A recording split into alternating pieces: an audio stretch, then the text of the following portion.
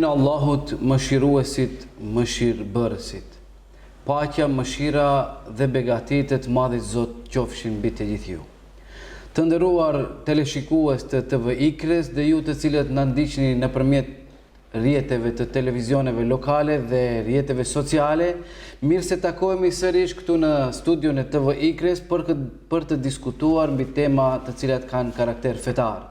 Sot mysafir kemi hoxhën e nderuar Agan Efendi Shabani, zëvendës imam në Xhamin Hamza të fshatit Dobërdoll të Gostivarit, me të cilin do të flasim mbi temën durimi dhe butësia. I nderuari hoxh, mirë se erdhët, është kënaqësi ju kemi në emisionet tonë.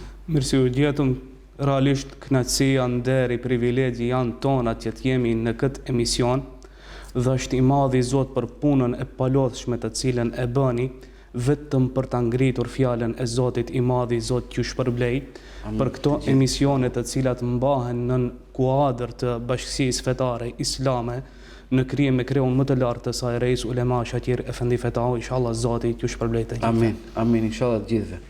I nderuar, përmendëm se tema të cilët do të diskutojmë sot ishte durimi dhe butësia. Ka mundësi fillimisht na shpjegoni se pse pikrisht këtë temë kemi përzgjedhur? Bismillahirrahmanirrahim. Rabbi shrah li sadri wa yassir li amri wahlul 'uqdatan min lisani yafqahu qawli wa ba'd.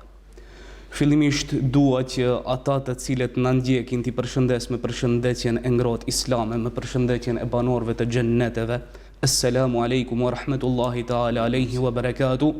Paqja, mëshira, begati dhe dhuntit e të madhit Zot qofshin mbi të gjithë ne, duke e falënderuar të madhin Zot i cili në mënyrën më të mirë na krijoi shpirtin, na dhuroi me mendje, na dalloi Kur'anin, na zbriti pejgamber, na dërgoi dhe mbi të gjitha në rrugë të drejtë në Islam na udhëzoi. Përshëndetjet tona të përzemërta e sinqerta qofshin mbi shpirtin e njeriut më me ndikim në histori njerëzore, mbi vullën e të gjithë pejgamberve, mbi kandilin ndriçues, mbi atë i cili u cilësua si Kur'an i gjallë i cili ecste mbi sipërfaqe të tokës, mbi Muhammed Mustafa sallallahu alaihi wasallam. Sa i përket asaj se pse u përzgjodhëm që të trajtojmë këtë temë, ne si musliman, njerëz të cilët veç më jemi bindur, kemi besuar të madhin Zot, jemi ngarkuar me një amanet shumë të madh, e që është feja jon, ki Islam, feja islame.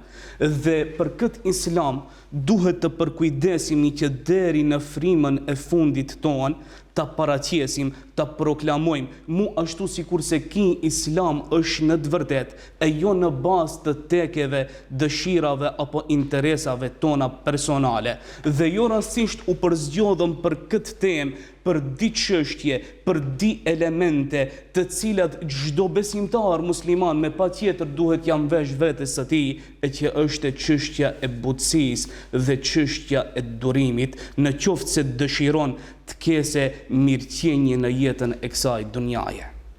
Faleminderit i nderuar, po Kur'ani si e trajton këtë çështje sa i përket butësisë dhe durimit? Është shumë interesante se çdo herë ne e kemi përmendur dhe vazhdimisht do ta përmendim se çdo fjalë të cilën ne e flasim apo e themi mund të duket si fjalë e bukur, por atë e që ndisim vetëm se ajetet kuranore dhe hadithet e Muhammed Mustafa sallallahu alaihi wasallam. E ne si njerëz e bëjmë gabimin kur ne për çështjet, për nevojat tona në jetën e kësaj dunjaje trokasim në dirë të gabuara, ndërkohë që çdo çështje për të cilën ne kemi nevojë në jetën e kësaj dunjaje, Allahu në formën më të mirë dhe më të bukur atë si çështje e ka trajtuar në Kur'anin famëlar. E sa i përket çështjes së durimit dhe butësisë, Allahu fuqiplot në surën Fussilet në ajetin 34 dhe 35 të kësaj sures bën një përshkrim shumë të bukur të sabrit, të durimit, që mund të shërbejë si intervenues shumë i mirë për temperamentin tonë në këtë dunja.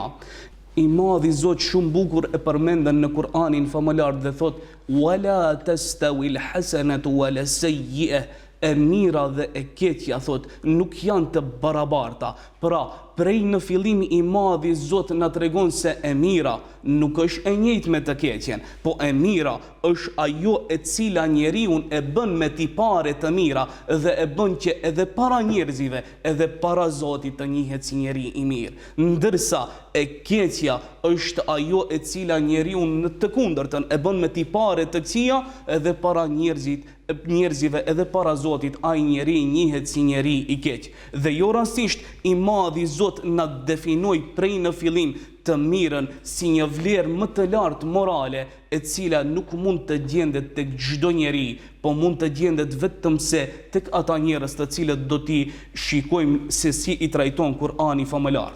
Po pastaj është shumë interesante se i madhi Zot në fund të këtij ajetit kuranor, sikurse na thot idfa'a billati hiya ahsan, në qoftë se e mira dhe e keqja nuk kanë të barabarta, atëherë të keqen kthejnë në mënyrën më të mirë të mundshme.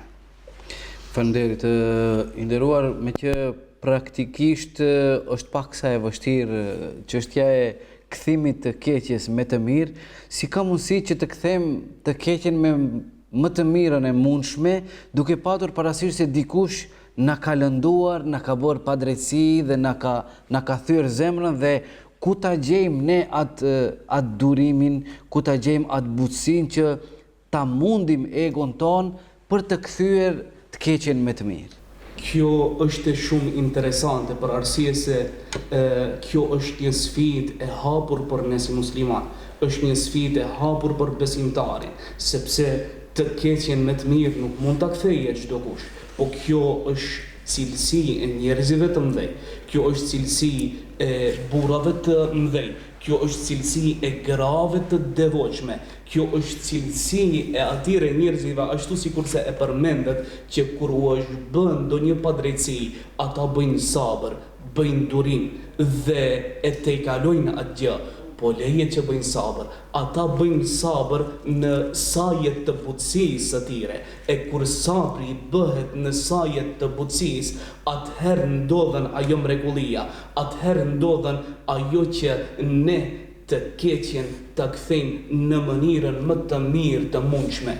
Mirë po, sikurse Allahu xhalleshanuhu na tregon sepse u deshka që të keqen ta kthejmë në mënyrën më të mirë të mundshme. Allahu xhalleshanuhu thot, e vazhdon ajetin kuranor dhe thot Bismillahirrahmanirrahim, fa idha alladhi bainaka wa bainahu adawatun ka'annahu waliyyun hamim. Kthejnja të keqen me të mirë, sepse nesër ai që ndoshta ti e llogaritshë armik, ai që ndoshta të ka bë padrejtësi ti, do t'i zbutet zemra dhe do të bëhet miku më i afërt i juaj. Po këtë gjë nuk mund ta bëjë çdo kush. Allahu xhalleshanuhu në ajetin vijues sikurse na provokon neve dhe thot këtë gjë të keqen ta kthejë në mënyrën më të mirë të mundshme, nuk mund ta bëjë çdo kush, po kjo është cilësi e njerëzve të mëdhej, kjo është cilësi e atyre njerëzve të cilët i përmendën Allahu xhalleshanu në ajetin kuranor dhe thot wa ma yulqaha illa alladhina sabaru wa ma yulqaha illa dhu hadhin adhim. Të keqen me të mirë nuk mund ta kthejë përveç atyre të cilët janë durimtar askush tjetër dhe përveç atyre njerëzve të cilët janë të ngritur, janë të ndërtuar mbi virtytet të larta morale, atë të cilën e përmendëm, jo vetëm të bëjmë sabër, po të bëjmë sabër në sajet të butësisë tonë, edhe pse është shumë e rëndë kjo gjë.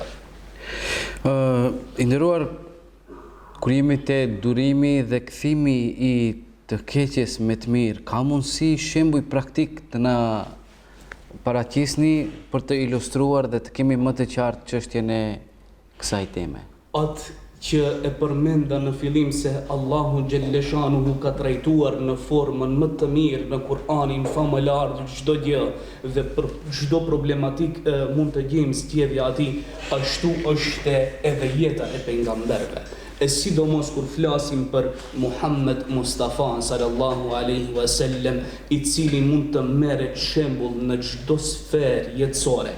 Duke u përgatitur për këtë temë, një ngjarje e cila më bëri shumë përshtypje është ajo ngjarje që ka ndodhur në kohën e Muhammedit alayhi salam, e që ndërlidhet me çështjen e marrëveshjes së Hudejbijës.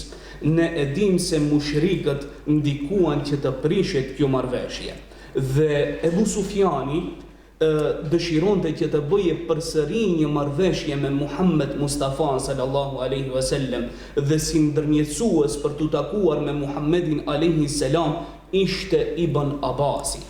Dhe këtu ndodhi ajo çështja e butësisë dhe çështja e durimit, të cilën ne e përmendim, edhe pse përsëri pastaj Ebu Sufjani ndikoi që të prishet kjo marrëveshje. Këtu ndodhi ajo mrekullia kur u takua me Muhammedin alayhi salam, e bën marrëveshjen e re, u bë e gjithë marrëveshja e re, dhe në fund Muhammedi alayhi salam dëshironte ta provokojë pak dhe i tha: "O Ebu Sufjan, a nuk ka ardhur koha që të bindesh se Allahu është një?" Ebu Sufjani tha: "Po, ka ardhur koha që të bindem. Po, nuk ka ardhur koha të besosh se unë Muhammedi jam i dërguar i Zotit?" Dhe në atë moment Ebu Sufjani ja thej zemrën Muhammedit alayhi salam dhe i tha: "Këtu akoma i kam dyshimet e mia." Por Muhammedi alayhi salam bëri sabër në sajet të butësisë së tij, se e dinte se do të ndodhje mrekullia. Ibn Abasi i tregoi se Ebu Sufjani është nga njerëzit të cilët kanë qejf ta lavdërojë pak. Dhe në ditën e çlirimit të Mekës ndodhi ajo mrekullia. Ebu Sufjani kish marrë di shpata, i kish bën me hel që ta vrasë Muhammedin alayhi salam, dhe tha në momentin që do të hije në Mekë Muhammedi alayhi salam, unë me njërën prej këtyre shpatave kam për t'ja pre kokën. Po çfarë bëri Muhammedi alayhi salam? Këtu ndodhi ajo mrekullia. Sahiri i dashur i zemrave tona, Muhammed Mustafa sallallahu alaihi wasallam, në qytetin e Mekës, tha 3 fjalë të cilat i shënoi historia. Tha: "Ai njeri i cili futet në Qabe, strehohet në Qabe, do të jetë i paprekshëm, i sigurt. Ai njeri i cili do të strehohet tek shtëpia e tij, do të jetë i sigurt." Dhe në fund, kjo është ajo se si ka bë sabër në sajet të butësisë së tij Muhammedi alayhi salam, dhe tha: "Ai njeri i cili ka për të futur tek shtëpia e Ebu Sufjanit, edhe ai do të jetë i mbrojtur." Ebu Sufjani kur e ndëgjoi këtë, më njëherë lishoi shpatat dhe tha: "A është ky Muhammedi? A është kjo feja e Muhammedit në të cilën çdo herë ka thirrur Muhammedi alayhi salam, a e përmendi Muhammedi alayhi salam emrin tim?" Ato i thanë: "Po." Muhammedi alayhi salam pikërisht ti të përmendi. E pastaj kur e pa se Muhammedi alayhi salam e urdhroi edhe një rob si Bilali, i cili ishte keq trajtuar nga Abisinia, dhe i tha: "O Bilal, hip mbi objektin më të ndershëm në historinë njerëzore, mbi objektin e Qabes, dhe thire ezanin e parë." Në atë moment Ebu Sufjani u shokua dhe tha: "Ki qenë nga Muhammedi dhe kjo qenë nga feja e tij. A thua vallë o Ibn Abbas, ka për të më pranuar mu Muhammedi alayhi salam që të shkoj dhe t'i kërkoj falja atij?" Ibn Abbasi i tha: "Po, do të pranoje Muhammedi alayhi salam që t'i kërkosh falje atij, po vetëm se nëse i drejtohesh atij me fjalët të cilat ju drejtuan vëllezrit e Jusufit alayhi salam, Jusufit alayhi salam, sepse Muhammedi alayhi salam e don shumë këtë sure dhe ndoshta do të falje ti." Shkoi Ebu Sufjani prej prapa shpinës Muhammedit alayhi salam dhe i tha: "Qalu tallahi laqad atharaka Allahu alayna wa in kunna la khati'in." O Muhammed, me të vërtet Allahu të ka ngritur ti, edhe pse ne ishim nga ata të cilët bën gabime. Muhammedi alayhi salam nuk deshti ta ndëgjoje me të parën, dhe ja përsëriti Ebu Sufjani. Dhe në atë moment Muhammedi alayhi salam i tha: "La tathriba alaykum al-yawm yaghfirullahu lakum inna Allaha ghafurur rahim." Atë që e din të gjitha ajetin kuranor, i tha: "Nuk ka gjortim për ju sot. është ditë në të cilën Zoti I ka falë të gjithët e me të vërtet Zoti është falës I madh. Pra, këto janë shembuj të asaj se në qoftë se ne e kthejmë të keqin me të mirë, ndoshta ai të cilën ne për vite e kemi llogaritur si armik I joni, ai nesër ka për të na përkrahur më shumë dhe ka për të bërë miku më besnik I joni. E qartë. Nderuar, me që jemi në fund të këtij emisioni, cili do të ishte mesazhi juaj për ata të cilët na ndjekin për sa I përket durimit, butësisë, mirësisë?